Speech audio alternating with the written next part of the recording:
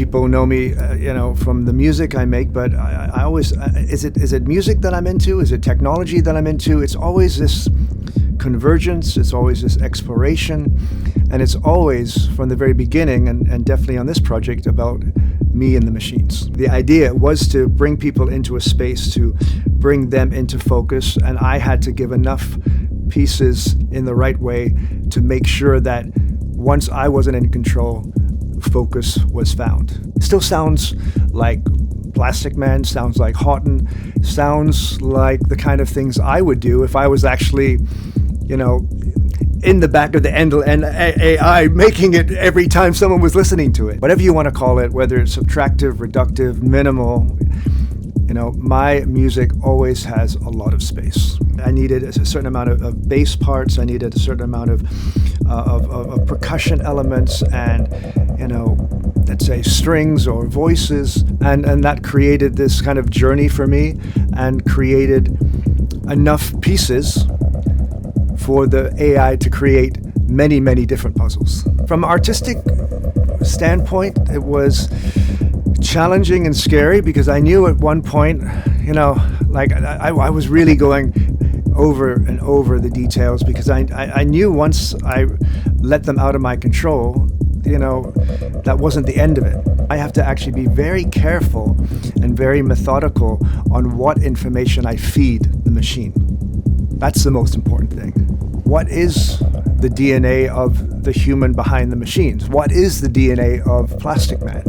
People sometimes say, okay, well, Plastikman is the 808 and the 303. Yeah, well, most of the time those machines are in there somehow, but it always goes beyond the machines. It is definitely the furthest I've ever pushed.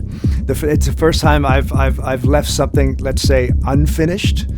And but that's the exploration. You don't know until you try it. It's about hypnotic frequencies, bringing you in, framing kind of the journey that you're on, and taking you on a journey. That's what techno is all about. Thinking of something that's going to be so hyper personalized is actually an extension of DJing in a way, because when I'm playing, you're looking at the crowd, 500, 5,000, 10,000 people, and of course you can't connect to all of them, but each dance floor is different. Each dance floor is personalized. In many ways, this listening experience, in this mode, and it is really like me playing for you each time. The Hawtin Plastikman experience is always kind of interlocked into the tech that is helping deliver my ideas, and this is no difference. And maybe it's even closer because you're there with your headphones, your speakers, and you really are getting, something that is tailor-made for you at that moment, for your mood, for your own tempo. And that's the beauty of technology. Every time you press start on the focus mode, you're going to have a different experience. And I think, again, that framework that is very architectural and very Plastikman will work for an individual, for a group. Honestly, it's not like full-on dance floor techno, but if you turned it into a big sound system, you probably would have, a physical experience. It still has that depth and that lower frequencies that I love, and without them, it wouldn't be Plastikman project.